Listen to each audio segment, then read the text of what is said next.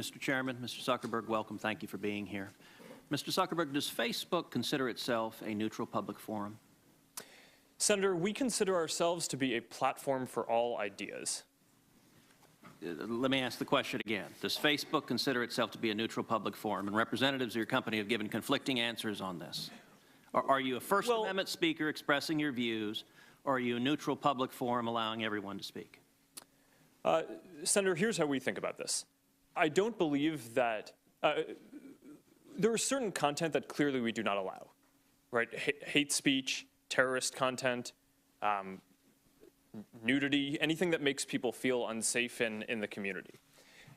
From that perspective, that's why we generally try to refer to what we do as a platform for all ideas. Let me try, just because the time is constrained.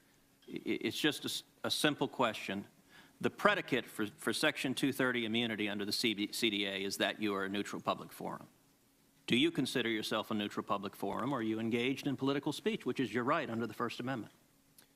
Well, Senator, our goal is certainly not to engage in political speech. I'm not that familiar with the specific legal language of the law that you speak to, so I would need to follow up with you on that. I'm just trying to lay out how broadly I think about this. Well, Mr. Zuckerberg, I will say there are a great many Americans who I think are deeply concerned that Facebook and other tech companies are engaged in a pervasive pattern of bias and political censorship. There have been numerous instances with Facebook. In May of 2016, Gizmodo reported that Facebook had purposely and routinely suppressed conservative stories from trending news, including stories about CPAC, including stories about Mitt Romney, including stories about the Lois Lerner IRS scandal, including stories about Glenn Beck. In addition to that, Facebook has initially shut down the Chick-fil-A Appreciation Day page, has blocked a post of a Fox News reporter, has blocked over 24 Catholic pages, and most recently blocked Trump supporters Diamond and Silk's page with 1.2 million Facebook followers after determining their content and brand were, quote, unsafe to the community. To a great many Americans, that appears to be a pervasive pattern of political bias. Do you agree with that assessment? Senator, let me say a few things about this. First, I understand where that concern is coming from because Facebook and the tech industry are located in Silicon Valley, which is an extremely left-leaning place. And this is actually a concern that I have and that I try to root out in the company, is making sure that we don't have any bias in the work that we do. And I think it is a fair concern that that people would at least wonder about. Let me ask this question. Are you aware of any ad or page that has been taken down from Planned Parenthood? Senator, I'm not, but let me just... How about MoveOn.org? Sorry? How about MoveOn.org? I'm not specifically aware of those. How about cases. any Democratic candidate for office? I'm not specifically aware. I mean, I'm not sure. In your testimony, you say that you have 15,000 to 20,000 people working on security and content review. Do you know the political orientation of those 15,000 to 20,000 people engaged in content review? No, Senator. We do not generally ask people about their political orientation when they're joining the company. So as CEO, have you ever made hiring or firing decisions based on political positions or what candidates they supported? No. Why was Palmer Luckey fired? That is a specific personnel matter that seems like it would be inappropriate to speak to here. You just made a specific representation that you didn't make decisions based on political views. Well, is that accurate? I can commit that it was not because of a political view. Do you know of those 15,000 to 20,000 people engaged in content review, how many, if any, have ever supported financially a Republican candidate for office? Senator, I do not know that. Your testimony says it is not enough that we just connect people. We have to make sure those connections are positive. It says we have to make sure people aren't using their voice to hurt people or spread misinformation. We have a responsibility not just to build tools, to make sure those tools are used for good. Mr. Zuckerberg, do you feel it's your responsibility to assess users whether they are good and positive connections or ones that those 15,000 to 20,000 people deem unacceptable or deplorable? Senator, you're asking about me personally? Facebook. Senator, I think that there are a number of things that we would all agree are clearly bad. Foreign interference in our elections, terrorism, self-harm. I'm those talking are about things. censorship. Well, I think that you would probably agree that we should remove terrorist propaganda from the service. So that, I agree, I think is clearly bad activity that we want to get down, and we're generally proud of how well we do at that. Now, what I can say, and I do want to get this in before the end here, is that I am very committed to making sure that Facebook is a platform for all ideas. That is a very important founding principle of what we do. We're proud of the discourse and the different ideas that people can share on the service. And that is something that, as long as I'm running the company, I'm going to be committed to making sure is the case. Thank you. People could share what they wanted, and then if someone in the community found it to be offensive or against our policies, they'd flag it for us and we'd look at it reactively. Now, increasingly, we are developing AI tools that can identify certain classes of bad activity proactively and flag it for our team at Facebook. By the end of this year, by the way, we're going to have more than 20,000 people working on security and content review, working across all these things. So when content gets flagged to us, we have those people look at it, and if it violates our policies, then we take it down. Some problems lend themselves more easily to AI solutions than others. So hate speech is one of the hardest, because determining if something is hate speech is very linguistically nuanced, right? You need to understand what is a slur and whether something is hateful, not just in English, but the majority of people on Facebook use it in languages that are different across the world. Contrast that, for example, with an area like finding terrorist propaganda, which we've actually been very successful at deploying AI tools on already. Today, as we sit here, 99% of the ISIS and Al-Qaeda content that we take down on Facebook, our AI systems flag before any human sees it. So that's a success in terms of rolling out AI tools that can proactively police and enforce safety across the community. Hate speech, I am optimistic that over a 5 to 10 year period, we will have AI tools that can get into some of the nuances, the linguistic nuances of different types of content to be more accurate in flagging things for our systems. But today, we're just not there on that. So a lot of this is still reactive. People flag it to us. We have people look at it. We have policies to try to make it as not subjective as possible. But until we get it more automated, there's a higher error rate than I'm happy with. Thank you, Senator Feinstein. This is one of my top priorities in 2018, is to get this right. One of my greatest regrets in running the company is that we were slow in identifying the Russian information operations in 2016. We expected them to do a number of more traditional cyber attacks, which we did identify and notify the campaigns that they were trying to hack into them, but we were slow at identifying the type of new information operations. When did you identify new operations? It was right around the time of the 2016 election itself. So since then,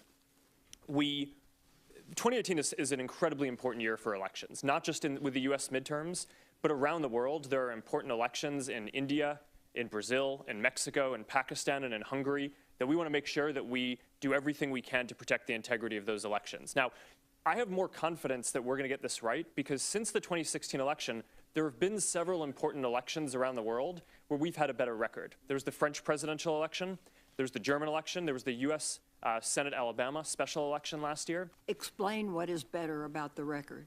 So we've deployed new AI tools that do a better job of identifying fake accounts that may be trying to interfere in elections or spread misinformation. And between those 3 elections, we were able to proactively remove tens of thousands of accounts that before they could contribute significant harm. And the nature of these attacks, though, is that there are people in Russia whose job it is to try to exploit our systems and other internet systems and other systems as well. So this is an arms race, right? I mean, they're going to keep on getting better at this, and we need to invest in keeping on getting better at this too, which is why one of the things I mentioned before is we're going to have more than 20,000 people by the end of this year working on security and content review across the company. Speak for a moment about automated bots that spread disinformation. What are you doing to punish those who exploit your platform in that regard? Well, you're not allowed to have a fake account on Facebook. Your content has to be authentic. So we build technical tools to try to identify when people are creating fake accounts, especially large networks of fake accounts like the Russians have, in order to remove all of that content. After the 2016 election, our top priority was protecting the integrity of other elections around the world. But at the same time, we had a parallel effort to trace back to Russia the IRA activity, the Internet Research Agency activity. That was the part of the Russian government that did this activity in 2016.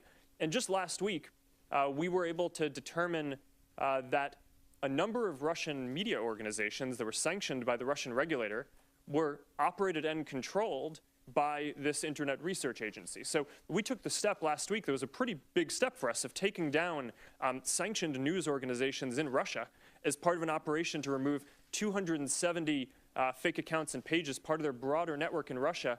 That was actually not targeting international interference as much as, sorry, let me correct that. It was primarily targeting spreading misinformation in Russia itself, as well as certain Russian-speaking neighboring countries. How many accounts of this type have you taken down?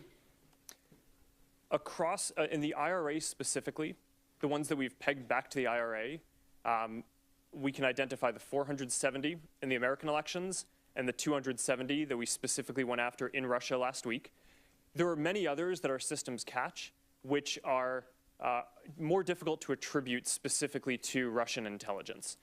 But the number would be in the tens of thousands of fake accounts that we remove, and I'm happy to have my team follow up with you on more information if that would be helpful. Would you please? I think this is.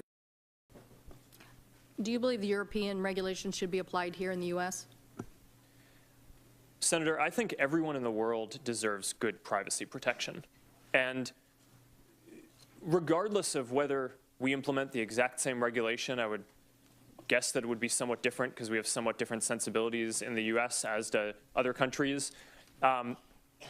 We're committed to rolling out the controls and the affirmative consent and the special controls around sensitive types of technology like face recognition that are required in GDPR. We're doing that around the world.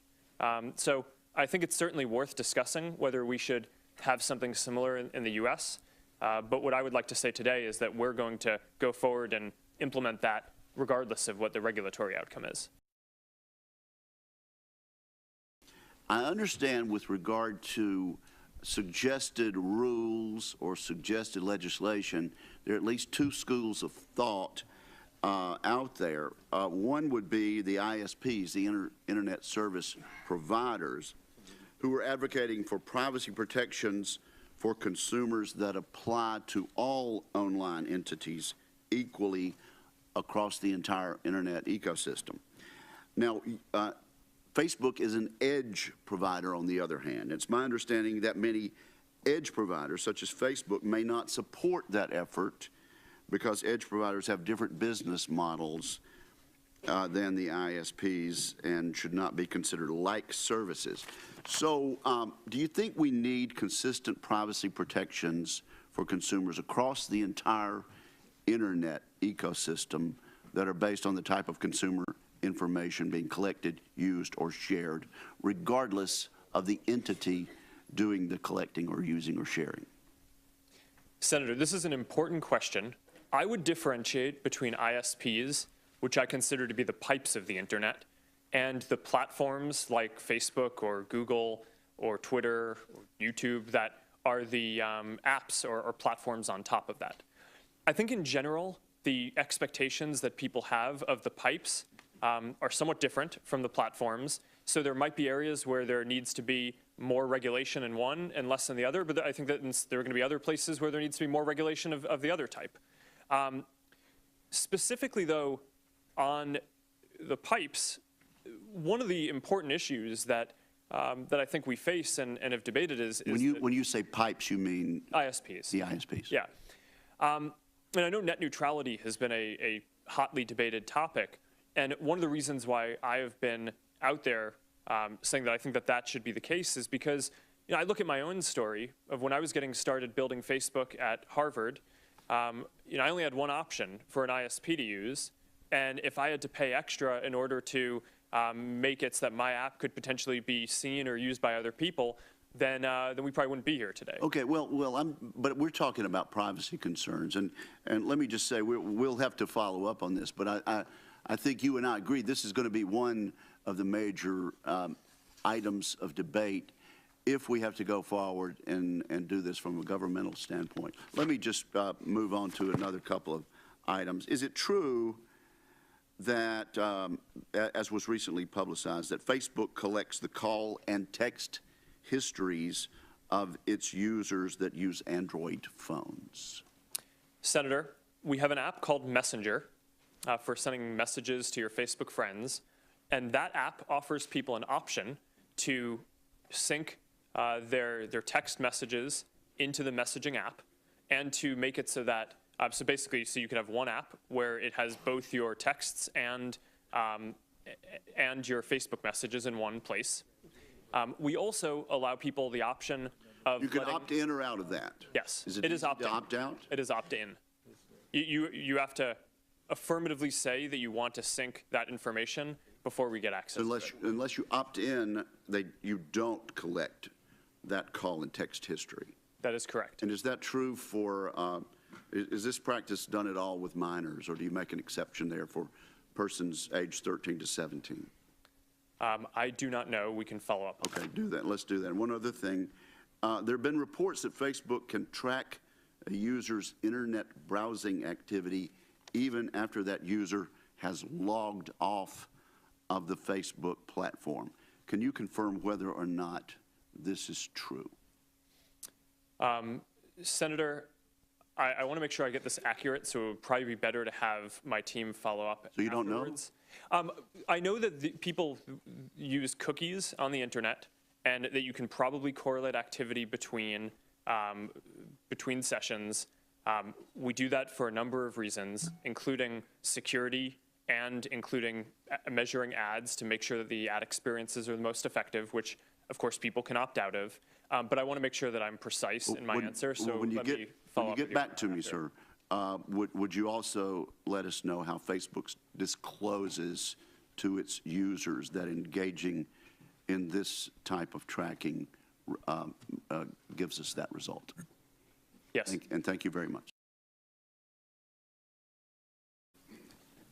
Senator, we have a lot of competitors. Who's your biggest? I think the categories of, do you want just one? I'm not sure I can give one, but can I give a bunch? Mm-hmm. So there are three categories that I would focus on. One are the other tech platforms, so Google, Apple, Amazon, Microsoft. We overlap with them in different ways. Do they provide the same service you provide? In different ways, different parts Let of me it, put it yes. this way. If I buy a Ford and it doesn't work well and I don't like it, I can buy a Chevy. If I'm upset with Facebook, what's the equivalent product that I can go sign up for? Well, there's the second category that I was going to talk about. I'm not talking about categories. I'm talking about, is there real competition you face? Because car companies face a lot of competition. If they make a defective car, it gets out in the world, people stop buying that car, they buy another one. Is it an alternative to Facebook in the private sector? Yes, Senator. The average American uses 8 different apps Okay. to communicate with their friends and stay in touch with people, Okay. ranging from Which texting is apps to is email the same to. service you provide. Well, we is- provide a number of different Is services. Twitter the same as what you do? It overlaps with a portion You of don't what we think do. you have a monopoly? It certainly doesn't feel like that to me. Okay. So it doesn't. So Instagram, you bought Instagram. Why did you buy Instagram? Because they were very talented app developers who were making good use of our platform and understood our values. It was a good business decision. My point is that one way to regulate a company is through competition, through government regulation.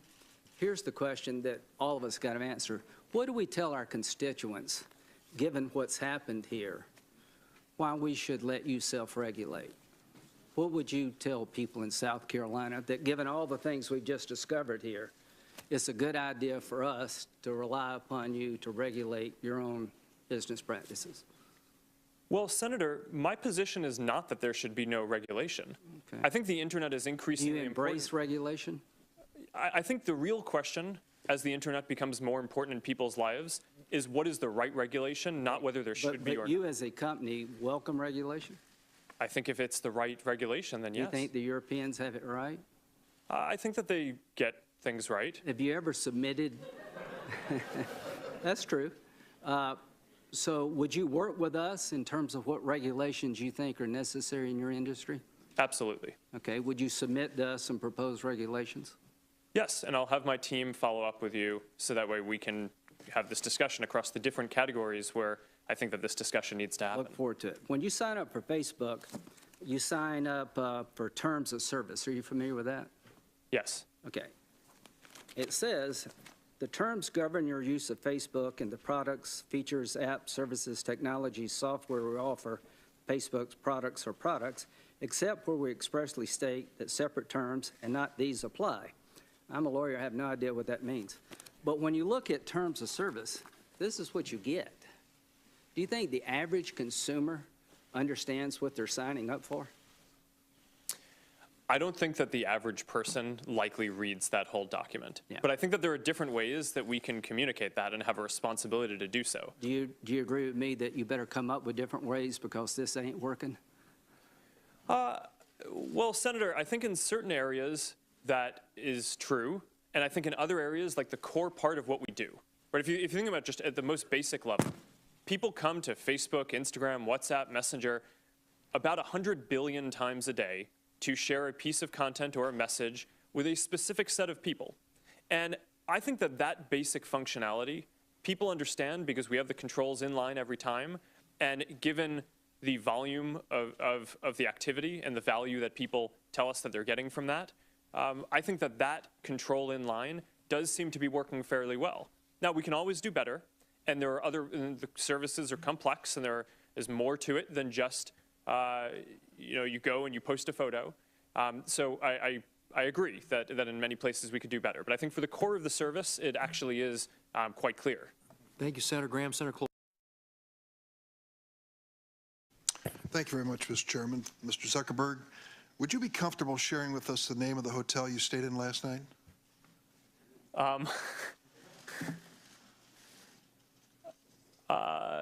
No. If you've messaged anybody this week, would you share with us the names of the people you've messaged? Senator, no, I would probably not choose to do that publicly here. I think that may be what this is all about. Your right to privacy, the limits of your right to privacy, and how much you give away in modern America in the name of, quote, connecting people around the world. A question basically of what information Facebook's collecting, who they're sending it to, and whether they ever asked me in advance my permission to do that. Is that a fair thing for a user of Facebook to expect? Yes, Senator. I think everyone should have control over how their information is used. And as we've talked about in some of the other questions, I think that is laid out in some of the documents. But more importantly, you want to give people control in the product itself. So the most important way that this happens across our services is that every day people come to our services to choose to share photos or send messages. And every single time they choose to share something, they have a control right there about who they want to share it with. But that level of control is extremely important. They certainly know within the Facebook pages who their friends are, but they may not know, as has happened, and you've conceded this point in the past, that sometimes that information is going way beyond their friends, and sometimes people have made money off of sharing that information. Correct? Senator, you're referring, I think, to our developer platform, and it may be useful for me to give some background on how we set that up, if that's useful. I have 3 minutes left, so maybe you can do that for the record, because I have a couple of the questions I'd like to ask.